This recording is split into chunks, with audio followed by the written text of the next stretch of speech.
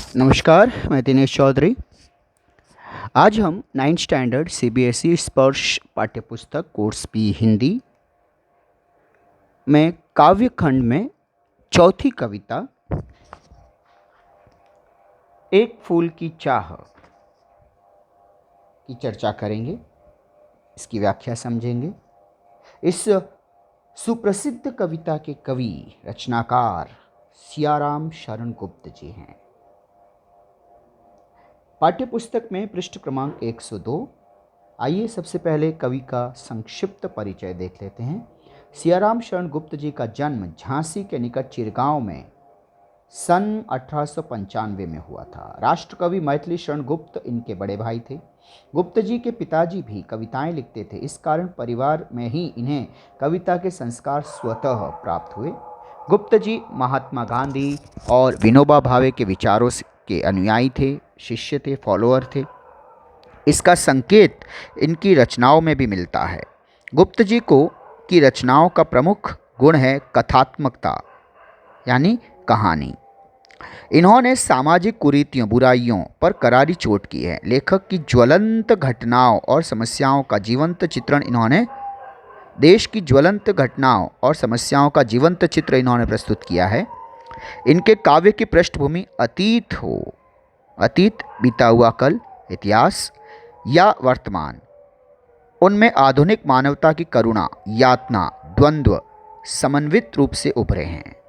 सियाराम शरण गुप्त जी की प्रमुख कृतियां हैं मौर्य विजय, आद्रा, पाथेय, मृण्मयी, उन्मुक्त, आत्मोत्सर्ग, दुर्वादल और नकुल। एक फूल की चाह गुप्त जी की एक लंबी और प्रसिद्ध कविता है। प्रस्तुत पाठ उसी कविता का एक अंश मात्र है। पूरी कविता छुआछूत यानी अनटचेबिलिटी की समस्या पर केंद्रित है। एक मरणासन्न यानी मौत के करीब पहुंच चुकी अछूत कन्या और स्पर्श जिसे समाज ने मान रखा है, उस कन्या के मन में, उस बालिका के मन में यह चाह उठी कि काश देवी के चरणों में अर्पित किया हुआ एक फूल लाकर कोई उसे दे देता। कन्या के पिता ने बेटी की मनोकामना पूरी करने का बीड़ा उठाया, संकल्प उठाया, प्रण किया। वह देवी के मंदिर में जा पहुंचा। देवी की पूजा भी की, आराधना भी की, पर उसके बाद वह देवी के भक्तों की नज़र में खटकने लगा, चुभने लगा। वे असहज हुए और मानव मात्र को एक समान मानने की नसीहत सीख देने वाली देवी के सवर्ण उच्च जाति के भक्तों ने उस विवश, लाचार, आकांक्षी मगर अछूत पिता के साथ कैसा बदसलूक किया। क्या वह अपनी बेटी को फूल लाकर दे सका? यह कविता का मार्मिक, हृदयस्पर्शी, मन को छू लेने वाला अंश ही बताएगा। तो आइए सबसे पहले हम काव्य पाठ कर देते हैं, इसके बाद कविता की व्याख्या होगी। एक फूल की चाह। उद्वेलित कर अश्रु राशियां, हृदय चिताएं धधका कर, महामारी प्रचंड हो फैल रही थी इधर उधर। शीर्ण कंठवत मृतवत्साओं का करुण रुदन दुर्दांत नितांत, भरे हुए था निज कृष्णरव में हाहाकार अपार अशांत। बहुत रोकता था सुखिया को न जा खेलने को बाहर, नहीं खेलना रुकता उसका, नहीं ठहरती वह पल भर। मेरा हृदय कांप उठता था बाहर गई निहार उसे, यही मनाता था कि बचा लूं किसी भांति इस बार उसे। भीतर जो डर रहा छिपाए, हाय वही बाहर आया। एक दिवस सुखिया के तन को ताप तप्त मैंने पाया। ज्वर में विह्वल हो बोली वह, क्या जानूं किस डर से डर। मुझको देवी के प्रसाद का एक फूल ही दो लाकर। क्रमशः कंठ क्षीण हो आया, शिथिल हुए अवयव सारे।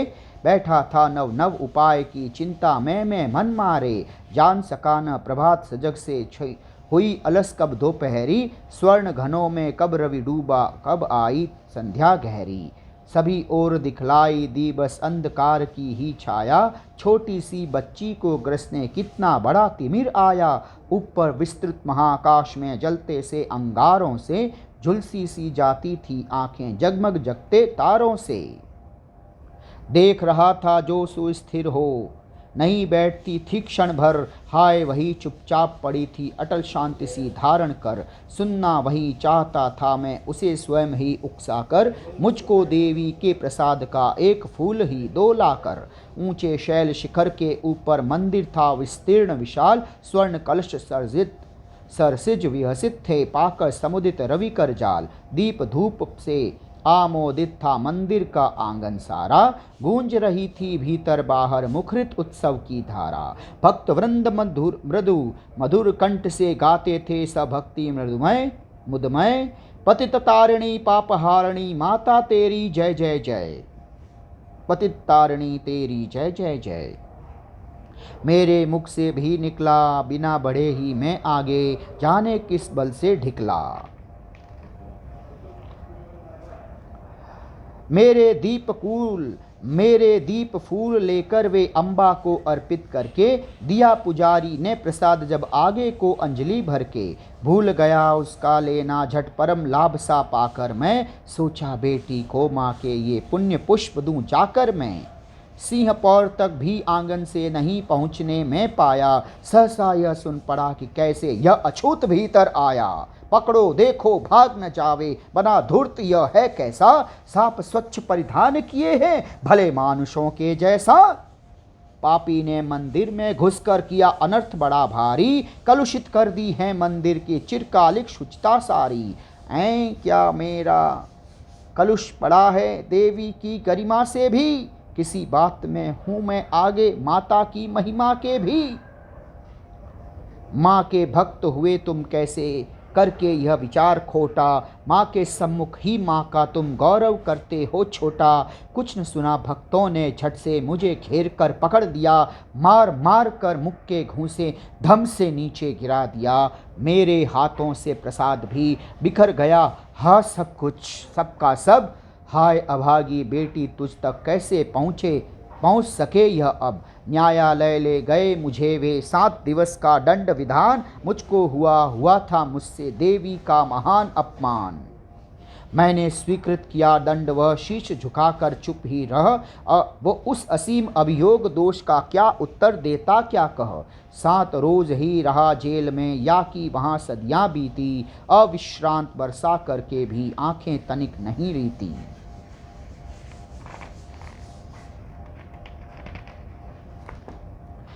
दंड भोग कर जब मैं छूटा पैर न उठते थे घर को, पीछे ठेल रहा था कोई भय जर्जर तनु पंजर को।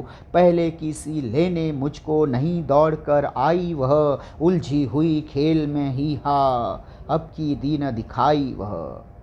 उसे देखने मरघट को ही गया दौड़ता हुआ वहाँ, मेरे परिचित बंधु प्रथम ही फूंक चुके थे उसे जहाँ। बुझी पड़ी थी चिता वहाँ पर छाती धधक उठी मेरी, हाय फूल सी कोमल बच्ची हुई राख की थी ढेरी। अंतिम बार गोद में बेटी तुझको ले न सका मैं, हाँ एक फूल माँ का प्रसाद भी तुझको दे न सका मैं हाँ। बच्चों ये थी कविता। अब हम देखते हैं कविता के प्रश्नोत्तर, कविता का परिचय, कविता का सार, अपेक्षित प्रश्न और सारे प्रश्न। प्रतिपाद्य सियाराम शरण गुप्त जी द्वारा रचित एक फूल की चाह नामक कविता का प्रतिपाद्य उद्देश्य मकसद अपने शब्दों में लिखिए। एक फूल की चाह छुआछूत की समस्या से संबंधित कविता है। महामारी के दौरान एक अछूत बालिका उसकी चपेट में आ जाती है।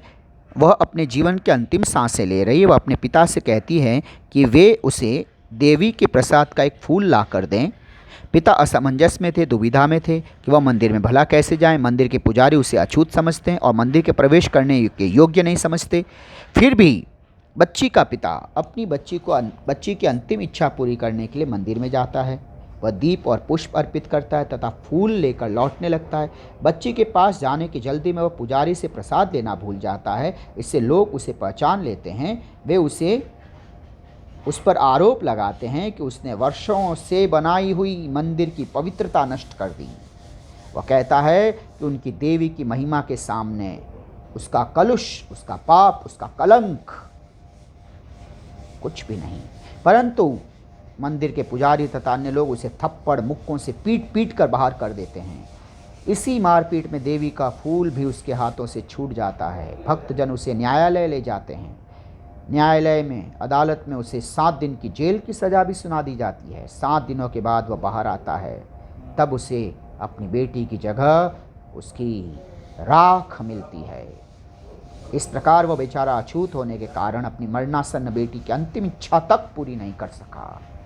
इस मार्मिक प्रसंग को उठाकर कवि पाठकों को यह कहना चाहता है कि छुआछूत, अनटचेबिलिटी, अस्पर्शता जैसी कुप्रथा, अमानवीयता मानव जाति पर, समाज पर, देश की चिरकालिक गौरवशाली संस्कृति पर कलंक है, बदनुमा दाग है। यह मानवता के प्रति घनघोर असहनीय अक्षम्य अपराध है। आइए अब देखते हैं कविता। उद्वेलित कर अश्रु राशियां, अश्रु राशियां आंसुओं को, अश्कों को, हृदय चिताएं धधका कर। अंतिम संस्कार किया जाता है, वो चिता अग्नि जो दी जाती है, तो ऐसी चिताएं हृदय में धधक रही थी। महामारी प्रचंड हो, महामारी जो है उसने भी विकराल रूप धारण कर लिया, प्रचंड हो गई, फैल रही थी इधर उधर। क्षीण, कमजोर, शक्तिहीन कंठ गलों में मृत वत्साओं का करुण रुदन, दुख भरी रुलाई, दुर्दांत नितांत भरे हुए था निज कृष्णव में हाहाकार अपार अशांत। इस अंश के हम पहले शब्दार्थ देखते हैं। उद्वेलित, भाव विह्वल होना, भावना से में गलाकर। अश्रु राशियां, आंसुओं की झड़ी, लगातार आंसुओं का बहना। हृदय चिताएं, चिता के समान प्रतीत होने वाला दिल, धधकाकर, सुलगाकर, जलाकर। बड़ा महामारी, बड़े स्तर पर फैलने वाली बीमारी। प्रचंड, उग्र, तीव्र, क्षीणकंठ, मरियल आवाज़, दबी हुई आवाज़। मृतवत्सा, जिसका बच्चा मर गया हो। करुण रुदन, करुणा पैदा करने वाला रोना। दुर्दांत, भयंकर, नितांत, बिल्कुल एकदम निज अपना, कृष्णव, कमज़ोर आवाज़। हाहाकार, चित्कार, वेदना, चिल्लाना। अपार, अत्यधिक, जिसे पार करना कठिन हो। कवि महामारी की भयंकरता का चित्रण, कारुणिक चित्रण करते हुए कहते हैं कि चारों तरफ, यत्र तत्र सर्वत्र, पूरे देश में, लगभग पूरे देश में एक महाभयंकर महामारी फैल गई। उसके कारण पीड़ित लोगों की आंखों में आंसुओं की झड़ियां उमड़ आई। दुख, असहनीय वेदना जब हृदय में नहीं समा पाई तो आंखों के रास्ते बाहर आई। उनके हृदय चिताओं की मानिंद धधक उठे, सुलग उठे। सब लोग दुख के मारे बेचैन थे। चहुं ओर त्राहिमाम त्राहिमाम, बचाओ बचाओ, रक्षा करो प्रभु, ऐसी चित्कार थी। अपने बच्चों को मृत देखकर माताओं के कंठ से अत्यंत दुर्बल स्वर में करुण रुदन निकल रहा था। वातावरण बहुत ही हृदय विदारक था। सब ओर अत्यधिक व्याकुल कर देने वाला हाहाकार मचा हुआ था। माताएं दुर्बल स्वर में, कमज़ोर आवाज़ में, क्योंकि शरीर में भी रुदन के लिए ताकत नहीं बची थी, तो वे रुदन मचा रही थी, अपना शोक, अपना मातम व्यक्त कर रही थी, रो रही थी। बहुत रोकता था सुखिया को। सुखिया उस बालिका का नाम है जो महामारी की चपेट में आ जाती है, और उसका पिता कहता है कि मैं उसे बहुत रोकता था, न जा खेलने को बाहर, बाहर खेलने मत जा। लेकिन वो नन्ही बिटिया ही क्या, जो पिता के रोके रुक जाए। भला बहती नदी को, बहते पानी को हथेली में बांध सका है कोई? हवा को हथेली में थाम सका है कोई? नहीं खेलना रुकता उसका, नहीं ठहरती वह पल भर, मेरा हृदय कांप उठता था। पिता की चिंता, बाहर गई निहार उसे यही मनाता था कि बचा लो, किसी भांति इस बार उसे इस महामारी की चपेट में आने से उसे बचा लो। पल भर, थोड़ी देर के लिए हृदय कांपना, भयभीत होना निहार देखकर। सुखिया का पिता कहता है कि मैं अपनी बेटी सुखिया को बाहर जाकर खेलने से बहुत मना करता था। मैं बार बार कहता था, बेटी बाहर खेलने मत जा, परंतु वह बहुत चंचल और हठीली थी। उसका खेलना रुकता ही नहीं था। वह पल भर के लिए भी घर में नहीं रुकती थी। मैं उसकी इस चंचलता को देखकर भयभीत हो उठता था, डर जाता था, मेरा दिल कांप उठता था। मैं मन में हमेशा यही कामना करता था, किसी तरह अपनी बेटी सुखिया को महामारी की चपेट में आने से बचा लूं। भीतर जो डर रहा छिपाए, हाय वही बाहर आया। एक दिवस सुखिया के तनु को, तनु यानी शरीर, देह को, काया को ताप तप्त बुखार से तपता हुआ मैंने पाया। ज्वर बुखार में विह्वल तड़प कर बेचैन हो बोली वह, क्या जानूं किस डर से डर, मुझको देवी के प्रसाद का एक फूल ही दो लाकर। मरणासन्न बिटिया की अभिलाषा। हाय अफसोस, दिवस दिन तनु शरीर ताप तप्त बुखार के कारण गर्म, ज्वर बुखार, विह्वल दुखी पिघला हुआ। सुखिया का पिता इस काव्यांश का वक्ता है। वह कहता है कि अफसोस, मेरे मन में यही डर था कि कहीं मेरी बेटी सुखिया इस महामारी की शिकार न हो जाए। मैं इसी डर से डर रहा था। वही डर आखिरकार दुर्भाग्य से सच हो गया। एक दिन मैंने देखा कि सुखिया का शरीर बीमारी के कारण जल रहा है। वह बुखार से पीड़ित होकर न जाने किस अनजाने भय से भयभीत होकर मुझसे कहने लगी, पिताजी मुझे माँ भगवती के मंदिर के प्रसाद का एक फूल लाकर दो। क्रमशः कंठ गला क्षीण हो आया, शिथिल हुए, कमजोर हुए, शांत हुए, अवयव सारे, अव्यय अंग, शरीर के अंग। बैठा था नव नव उपाय की चिंता में मैं मन मारे। नए नए उपाय खोज रहा था कि कैसे येन केन प्रकार अपनी बिटिया के प्राण बचा लूं। अपने प्राणों की कीमत पर उसके प्राण संजो लूं, बचा लूं। जान सका न प्रभात सजग से, हुई अलस कब दोपहरी।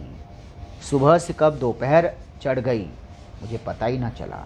स्वर्ण घनों में कब रवि डूबा, तेज चमकते हुए बादलों में कब सूर्य डूब गया पता ही न चला। कब आई संध्या गहरी, कब शाम गहराने लगी पता ही नहीं चला। क्रमशः धीरे धीरे कंठ गला क्षीण कमजोर, दुबला शिथिल ढीले, अवयव अंग, नव नव नया नया उपाय ढंग, मन मारे मन को दबाए हुए, मन को रोके हुए। प्रभात सजग हलचल से भरी सुबह, अलस आलस्य से भरी हुई ढीली, स्वर्णघन सुनहरे बादल, रवि सूरज, संध्या सांझ। सुखिया का पिता महामारी से ग्रस्त सुखिया की बीमारी ग्रस्त, जकड़ी हुई, बीमार, परेशान, दुखी बीमारी बढ़ने का वर्णन करते हुए कहते हैं कि धीरे धीरे महामारी का प्रभाव बढ़ने लगा। सुखिया का गला घुटने लगा, आवाज़ मंद पड़ने लगी, शरीर के सारे अंग ढीले पड़ने लगे। मैं चिंता में डूबा हुआ निराश मन से उसे ठीक होने के नए नए उपाय सोचने लगा। इस चिंता में इतना डूब गया कि मुझे पता ही नहीं चला कब प्रातःकाल की हलचल समाप्त हुई, कब आलस्य भरी दोपहर आ गई और सूरज भी सुनहरी बादलों में डूब गया, और कब गहरी सांझ, शाम, संध्या हो गई, सांझ ढल गई। सभी ओर दिखलाई दी बस अंधकार की ही छाया। छोटी सी बच्ची को ग्रसने निगलने खाने कितना बड़ा तिमिर आया। तिमिर अंधकार, ऊपर विस्तृत अनंत महान आकाश में जलते से अंगारों से झुलसी सी जाती थी आंखें, जगमग जगते तारों से। अंधकार अंधेरा, छाया प्रभाव, ग्रसना निगलना, तिमिर अंधेरा, विस्तृत चौड़ा, महाकाश खुला आकाश, झुलसी सी जली सी, जगमग चमकते हुए। सुखिया का पिता सुखिया की बीमारी के कारण हुई निराशा का वर्णन करते हुए कहता है कि सुखिया की बीमारी के कारण मेरे मन में ऐसी घोर निराशा छा गई कि मुझे चारों ओर अंधेरे की ही छाया घिरी हुई दिखाई देने लगी। चारों तरफ दुख ही दुख, निराशा ही प्रतीत होने लगी।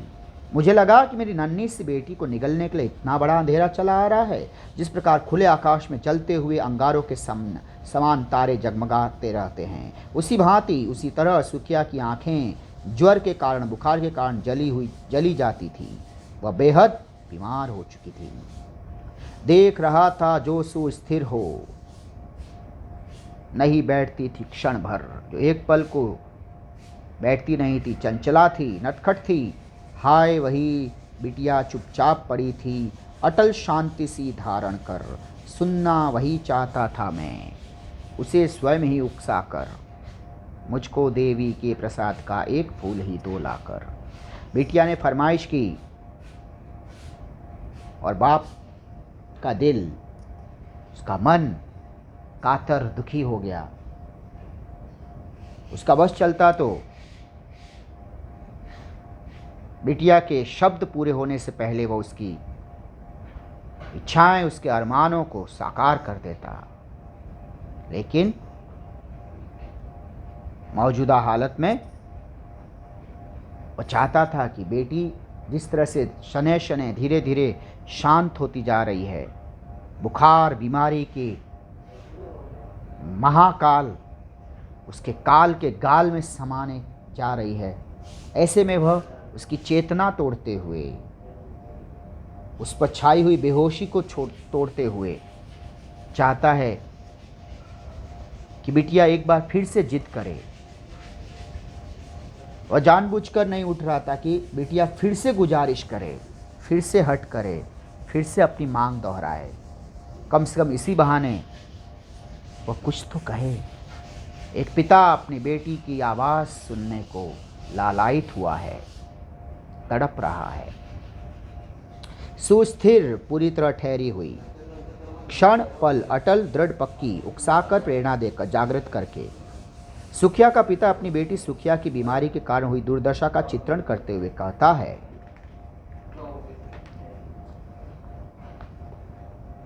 मैं अपने सामने ही देख रहा था कि मेरी बेटी जो पल भर के लिए भी टिक कर नहीं बैठती थी, ठहरती नहीं थी, वही अब स्थिर शांति की मूर्ति बनी चुपचाप बिस्तर पर पड़ी थी।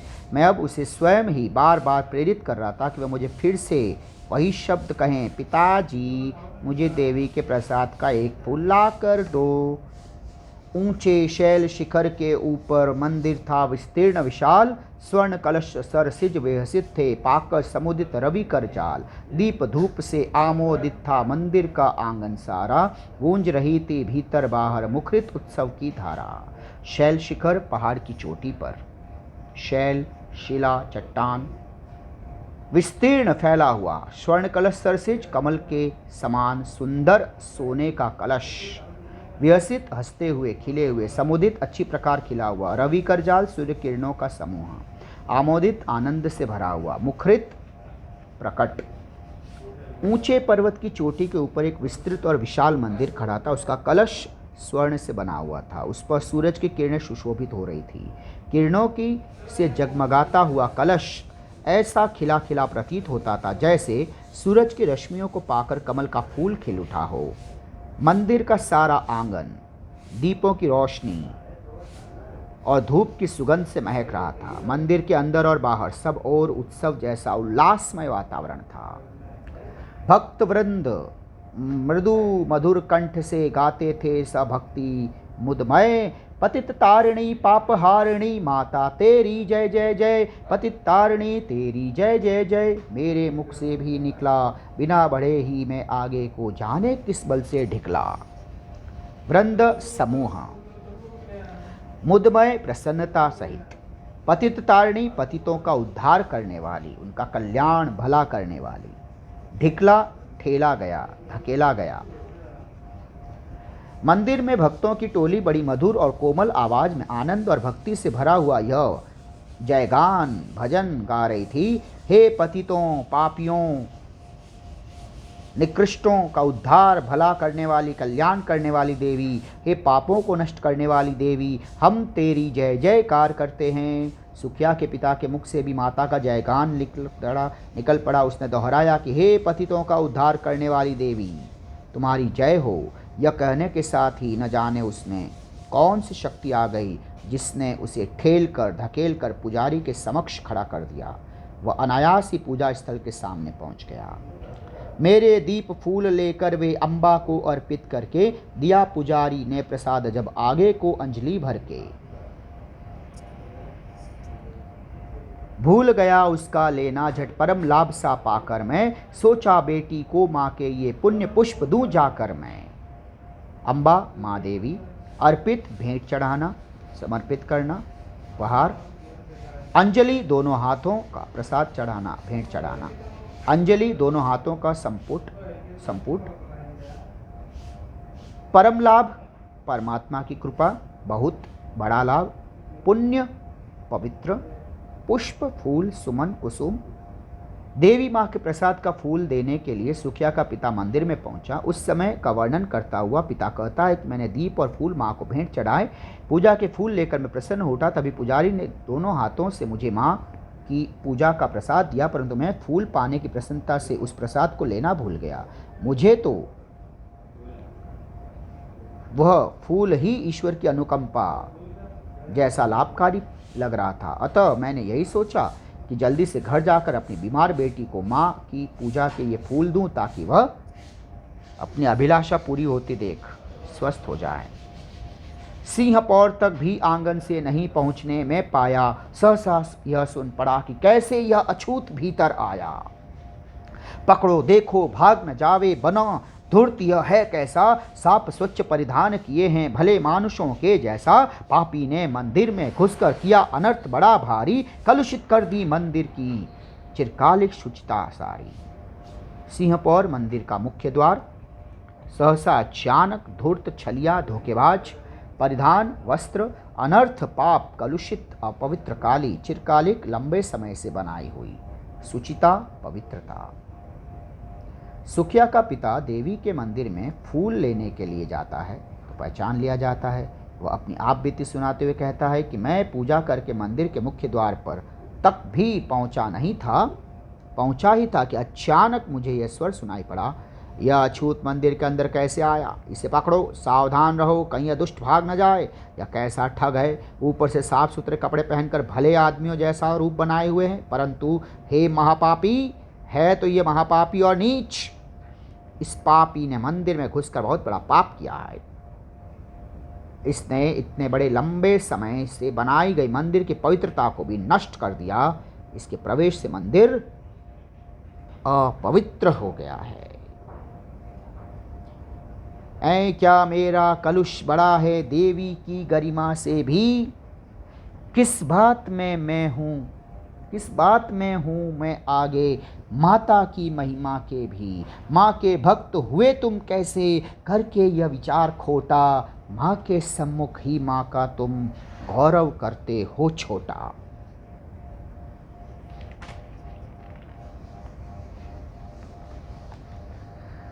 कलुष, पाप, गरिमा, महानता, महिमा, महत्व, खोटा, गलत, गौरव, महानता, ऊंचाई, आशय। सुखिया के पिता मंदिर में पूजा का फूल लेने गए तो भक्तों ने उन्हें अछूत कहकर पकड़ लिया, और तब सुखिया के पिता उन भक्तों से बोले, यह तुम क्या कहते हो, मेरे मंदिर में आने से देवी का मंदिर कैसे अपवित्र हो गया? क्या मेरे पाप तुम्हारी देवी की महानता से भी अधिक बढ़कर है? क्या मेरे मैल से तुम्हारी देवी के गौरव को नष्ट करने की शक्ति है? मेरे मैल में तुम्हारी देवी के गौरव, महानता को नष्ट करने की शक्ति है? क्या मैं किसी बात में तुम्हारी पूज्या, वंदनीय, परमादरणीय देवी से भी अधिक बढ़कर हूँ? नहीं, यह संभव नहीं। अरे दुष्ट, तुम ऐसा तुच्छ विचार, घटिया सोच के भी अपने आप को माँ का भक्त कहते हो? तुम्हें लज्जा आनी चाहिए। तुम माँ की मूर्ति के सामने ही माँ के गौरव को नष्ट कर रहे हो। माँ कभी छूत अछूत नहीं मानती, वह तो सबकी माँ है। कुछ न सुना, भक्तों ने झट से मुझे घेर कर पकड़ लिया, मार मार कर मुख के घूंसे धम से नीचे गिरा दिया। मेरे हाथों से प्रसाद भी बिखर गया। हाँ सबका सब, हाय अभागी बेटी तुझ तक कैसे पहुंचे यह सब अब। अभागी, भाग्यहीन, उर्दू में हम कहेंगे बदनसीब। सुखिया का पिता अपनी बेटी की अंतिम इच्छा पूरी करने के लिए मंदिर में पूजा के फूल लेने पहुंचा तो भक्तों ने उसे अछूत कहकर पकड़ लिया। उसने उनसे प्रश्न पूछा कि क्या उसका कलुष, उसका पाप, उसकी अपवित्रता देवी माँ की महिमा से भी बढ़कर है। इसके बाद सुखिया का पिता अपनी आप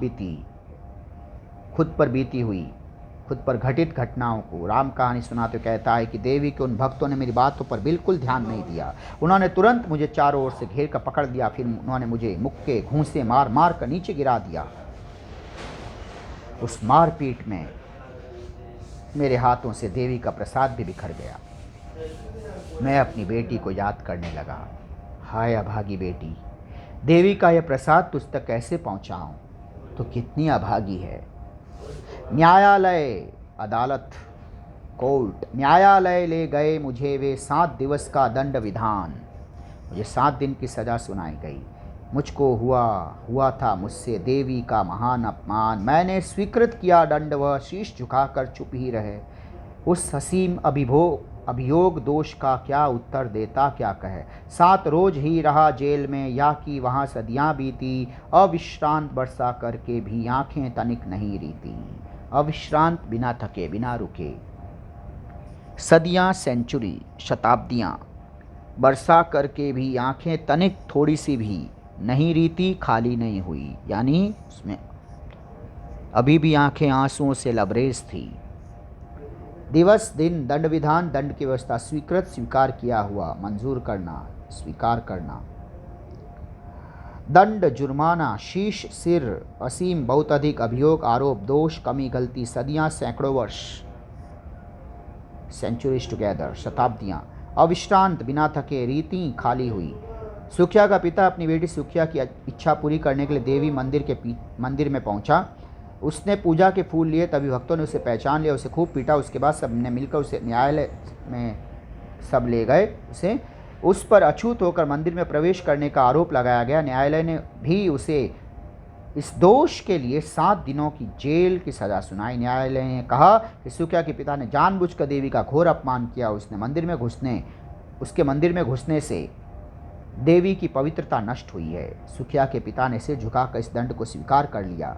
उस पर जो भीषण आरोप मढ़ा गया था, वह उसका क्या उत्तर देता? वह अपनी आत्मरक्षा में क्या कहता? उसे कुछ न सूझा, कुछ भी समझ में नहीं आया। वह 7 दिनों तक जेल में रहा। उसके लिए 7 दिन सैकड़ों वर्षों के समान भारी थे। उसकी आंखों से निरंतर आंसू बहते रहे, फिर भी आंखें भरी रही, उसकी वेदना कम नहीं हुई। दंड भोग कर जब मैं छूटा, पैर न उठते थे घर को, पीछे ठेल रहा था कोई, भय जर्जर तनु पंजर को। पहले की सी लेने मुझको नहीं दौड़ कर आई वह, उलझी हुई खेल में ही हाँ अब की दिन दिखाई वह। ठेलना, धकेलना, भय जर्जर, भय से पीड़ित, तनु शरीर, पंजर ढांचा, हड्डियों का ढांचा। बीमार सुखिया के लिए उसका पिता मंदिर के प्रसाद का फूल लेने गया तो उससे भक्तों ने पकड़ लिया। न्यायालय ने उसे 7 दिन की सजा सुनाई। इस सजा के कारण बीमार सुखिया चल बसी।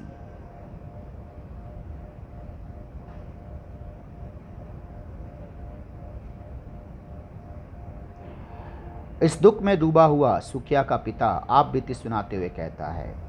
बच्चों, ये महत्वपूर्ण अंश है। दंड भोग कर, सजा काट कर जब मैं छूटा, सुखिया का पिता जेल से छूटा, पैर न उठते थे घर को, उसके कदम घर की तरफ बढ़ ही नहीं रहे थे। ऐसे लगता था उसके पैरों में किसी ने बहुत भारी वजन बांध दिया है। उसके कदम बढ़ाए नहीं बढ़ रहे थे, पीछे ठेल रहा था, ऐसा लगता मानो कोई पीछे खींच रहा है।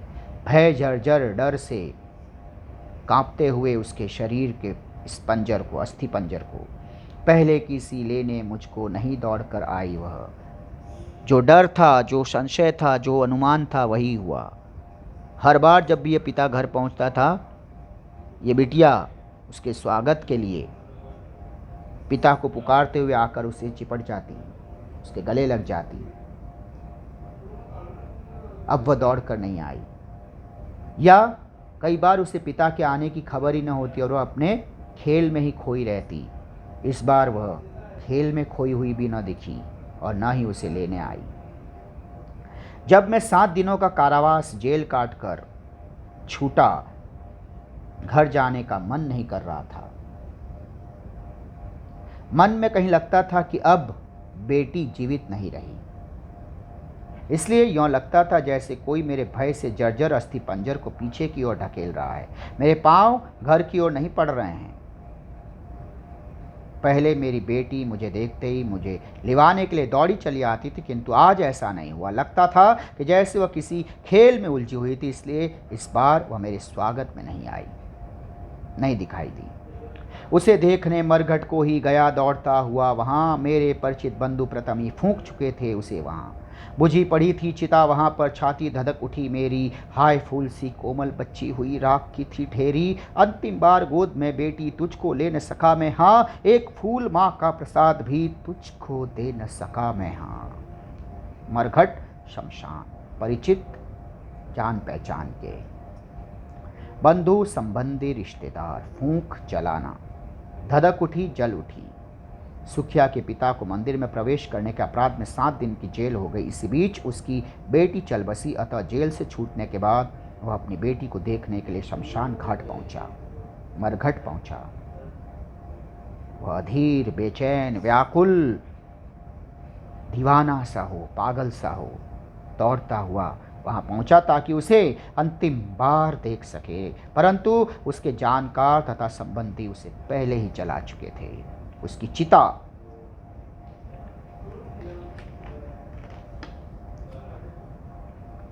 बुझ चुकी थी। हाय उसकी फूल जैसी कोमल बालिका राख की ढेरी बन चुकी थी। उसे देखकर सुखिया के पिता की छाती कांप उठी, दिल दहल उठा। सुखिया का पिता अपनी पीड़ा व्यक्त करते हुए अपनी मृत बालिका को संबोधित करते हुए कहता है कि हे प्रिय बेटी सुखिया, मैं तुझे अंतिम बार अपनी गोद में न ले सका। तुमने अंतिम समय में देवी माँ के मंदिर के प्रसाद का एक फूल मुझसे मांगा था। मैं अभागा वह नन्हा सा फूल भी लाकर न दे सका। मैं सचमुच अभागा पिता हूँ।